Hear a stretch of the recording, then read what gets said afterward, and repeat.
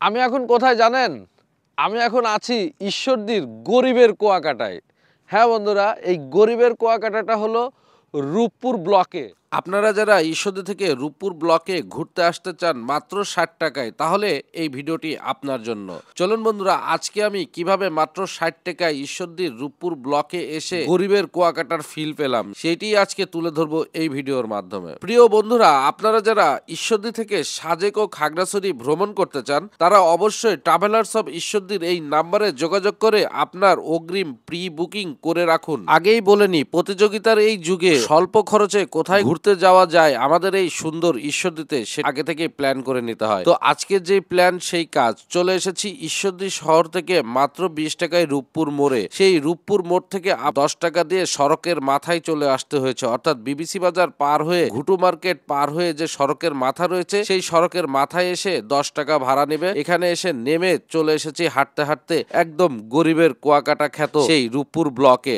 আর রূপপুর ব্লকে এসে নতুন নতুন অভিজ্ঞতা আপনার জন্য ওয়েট করবে। এখানে এসে দেখবেন মোটরসাইকেল নদী পার হয়ে চলে যাচ্ছে, এখানে এসে দেখবেন গরু নির্দ্বিধায় নদী পার হয়ে হেঁটে চলে যাচ্ছে, মানুষ হেঁটে চলে যাচ্ছে। কারণ কি জানেন, এই নদীর নিচে রয়েছে ঢালাই করা, এবং এই ঢালাই করা রয়েছে শুধুমাত্র রূপপুর নিউক্লিয়ার পাওয়ার প্ল্যান্টের জন্য।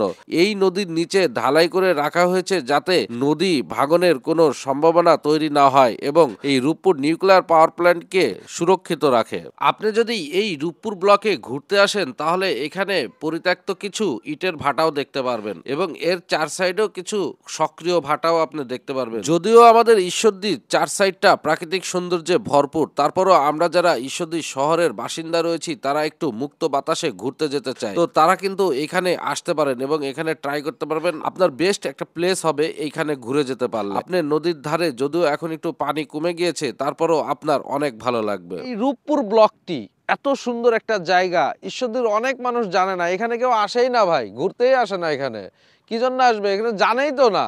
এটা জানতে হবে, ঈশ্বরদীর মানুষকে জানতে হবে যে আমাদের ঈশ্বরদীতে রূপপুর ব্লকে এত সুন্দর জায়গা আছে। পদ্মা নদীর যে শাখা, এই শাখার এইখানে ঢালাই করা ভাই, নদীর নিচে ঢালাই করা। এটা কিন্তু অস্বাভাবিক একটা জিনিস। আমি বুঝতে পারছিলাম না, আমি জানি না যে নদীর নিচে এইভাবে ঢালাই করা আছে। আর এই সৌন্দর্যটা নিতে হলে একদম পারমাণবিক বিদ্যুৎ কেন্দ্রের পাশেই এই রূপপুর ব্লকটি। এই সৌন্দর্য দেখতে হলে আপনাকে এখানে আসতে হবে ভাই।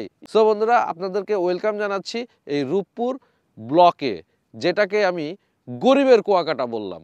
এই যে মোটরসাইকেল নদীর উপর দিয়ে চলে যাচ্ছে, পানি নাই।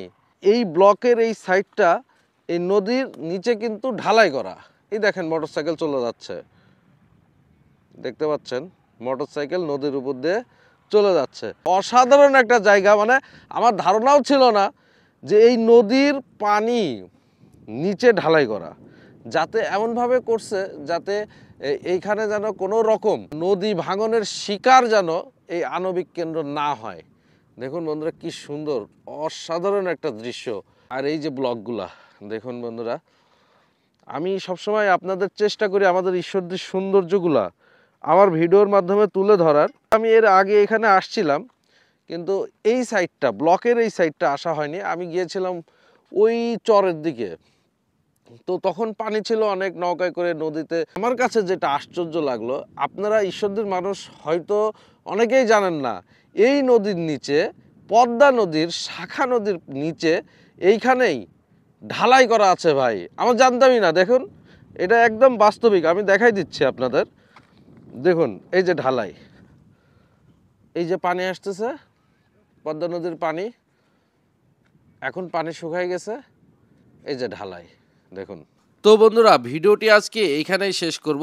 আমার এই রূপপুর ব্লকের ভিডিও যদি আপনাদের কাছে ভালো লাগে অবশ্যই শেয়ার করে দিয়ে আমার সঙ্গে থাকবেন, এবং পরবর্তী ভিডিও দেখতে হলে আমার এই পেজটিকে ফলো বাটন দিয়ে অ্যাক্টিভ করে রাখবেন। তো ভালো থাকবেন, সুস্থ থাকবেন, আসসালামু আলাইকুম।